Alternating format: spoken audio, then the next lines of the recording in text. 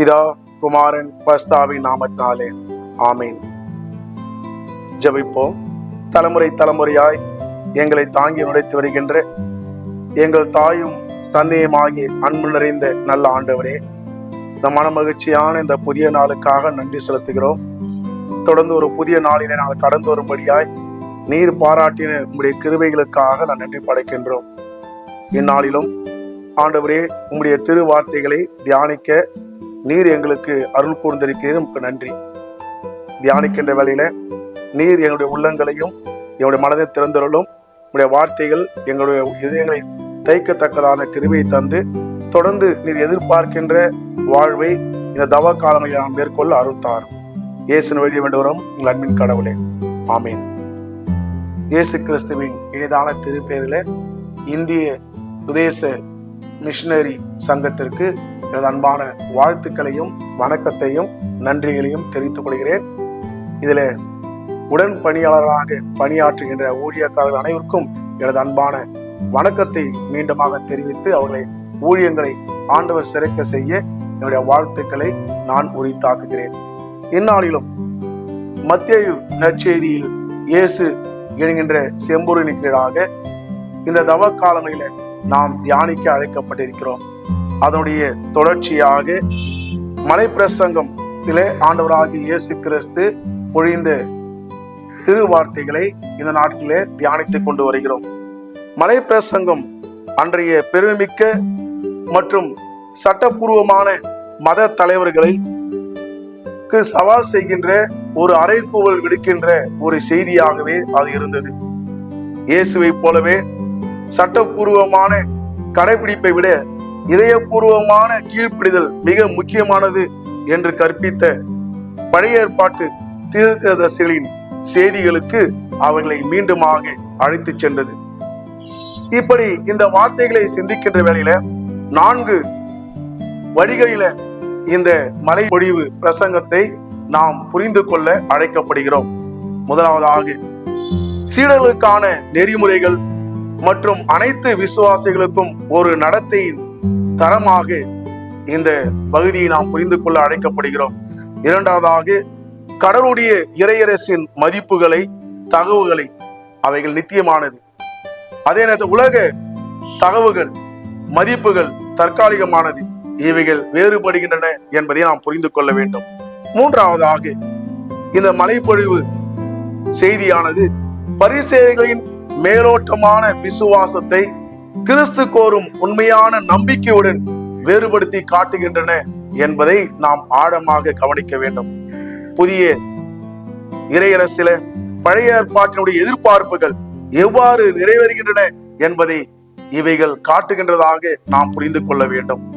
இந்த மலைப்பொழிவு வார்த்தைகள் பல நேரங்களில நாம் நினைக்கின்ற வண்ணமாக it's not a multiple choice to pick up what you like and leave it. நாம் எதை நாம் விரும்புகிறோமோ அதை நாம் எடுத்துக்கொண்டு மற்றவற்றை விட்டுவிடுவது என்பது அல்ல. மாறாக இவை ஒட்டுமொத்தமாக நாம் எடுத்துக்கொள்ள வேண்டும். We must pick up as a whole. இவை முழுமையாக நாம் எடுத்துக்கொள்ள வேண்டும். கிறிஸ்துவை பின்பற்றுவதாக நாம் எப்படி இருக்க வேண்டும் என்பதை இந்த மலைப்பொழிவு செய்தியானது நமக்கு உணர்த்துகிறது. அதனுடைய தொடர்ச்சியாக இந்நாளில மத்தேயு 5ஆம் அத்தியாயம் 7வது திருமொழி இரக்கமுடையோர் பேறு பெற்றோர் என்கின்ற செம்பொருள் நமக்கு கொடுக்கப்பட்டிருக்கிறது. இரக்கமுடையவர்கள் பேறு பெற்றவர்களாக அந்த பேறு பெற்ற ஒரு வாழ்வை நாம் வாழ்வதற்கு நமக்கு தகுதியுடையவர்களாக மாற்றுவது நாம் இரக்கத்தை நாம் வெளிக்காட்டுவது நிமித்தமாக தான். ஆகவேதான் சங்கீதக்காரன் தன்னுடைய பாடலிலே 41ஆம் சங்கீதம் 1வது திருவாக்கியம் இவ்விதமாக சொல்கிறது: எளியோரின் நலனில் அக்கறை கொள்பவர்கள் பேறு பெற்றவர், துன்ப நாளில் ஆண்டவர் அவரை விடுவிப்பார்.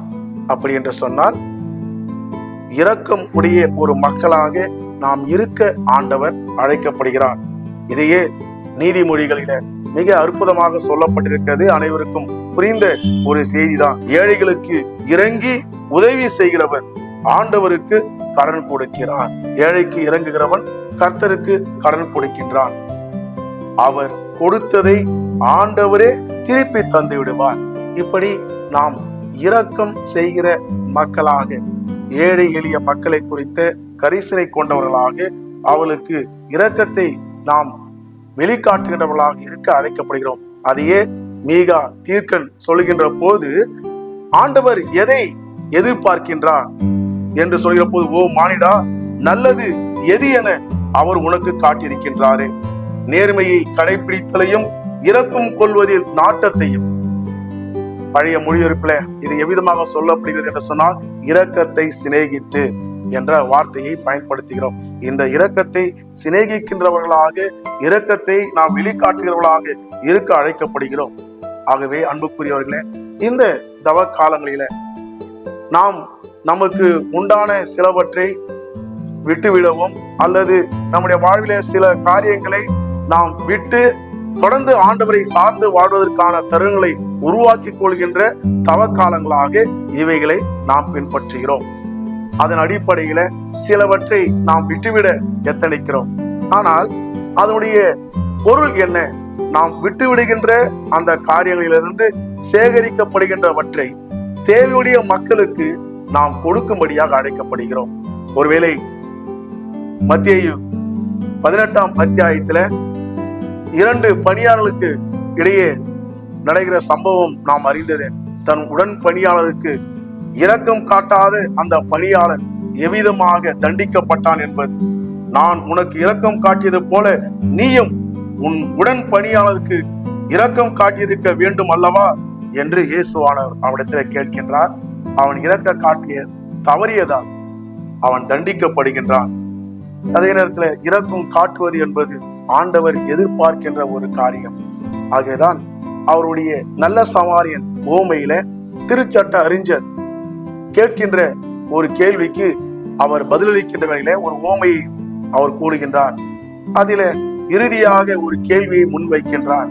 இதில உமக்கு என்ன தோன்றுகிறது? அடிப்பட்டவனில யார் அவனுக்கு பிறன் அயலனாக இருந்தான் என்று கேள்வியை காட்டுகிற பொழுது அவன் சொல்கின்ற வார்த்தை, அவனுக்கு இரக்கம் செய்தவனே என்ற வார்த்தையை சொல்கிறார்.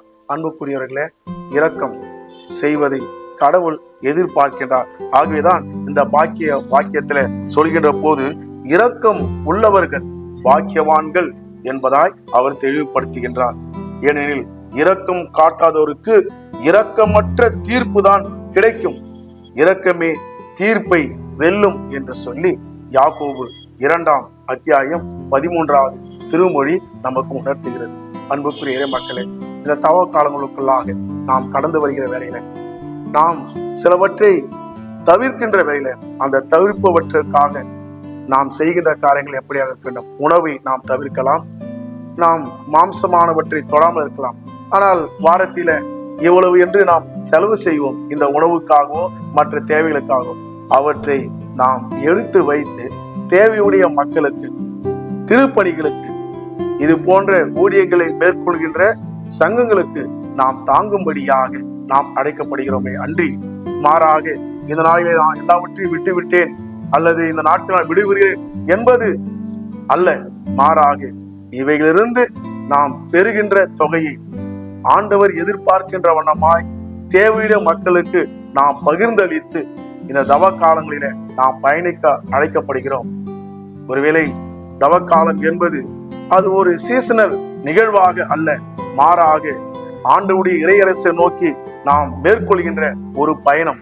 அந்த பயணத்தில நமக்கு முன்வைத்திருக்கின்ற காரியங்களை நாம் உணர்ந்து செயல்பட்டு இரக்கத்தை சிநேகித்து இரக்கம் உள்ளவர்களாக நாம் பாக்கியவான்களாக இந்த உலகத்தில வாழ கடவுள் நம்மை அழைக்கிறார். அப்படிப்பட்ட அழைப்பில நாம் நம்மை உட்படுத்தி கொண்டு தொடர்ந்து இந்த பயணத்தை மேற்கொள்ள கடவுள் நம் அனைவருக்கும் கிருபை செய்வாராக. அதற்கு இந்த தவ காலங்கள் நமக்கு எல்லா விதத்திலும் பிரயோஜனமாக இருக்க கடவுள் அருள் செய்வாராக. இரக்கம் உள்ளவர்கள் பாக்கியவான்கள், அவர்கள் இரக்கம் பெறுவார்கள்.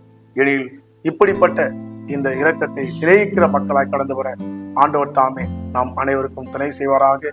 கர்த்தர் வார்த்தைகளை ஆசீர்வதிப்பாராக. ஜெபம் செய்வோம். எங்களை அதிகமாய் நேசிக்கிற எங்கள் தாயும் தந்தையுமாகிய அன்பின் கடவுளே, மீண்டுமாய் நாங்கள் நன்றி படைக்கிறோம். இரக்கம் உள்ளவர்கள் பாக்கியவான்கள். அவர்கள் இரக்கம் பெறுவார்கள் என்றவனமாய் இரக்கத்தை சிநேகிக்கிற மக்களாக நாங்கள் இந்த உலகத்திலே கடந்து வர அருள்தார்.